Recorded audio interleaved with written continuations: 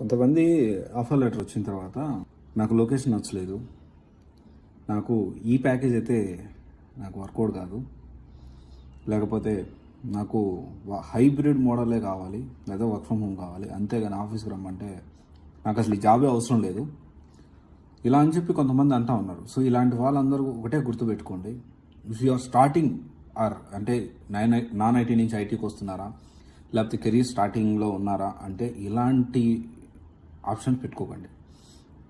Job వస్తే offer letter release అయితే join అయిపోండి. రేపు జాయిన్ అవ్వమన్నారా జాయిన్ అయిపోండి, ఎల్లుండి జాయిన్ అవ్వమన్నారా జాయిన్ అయిపోండి.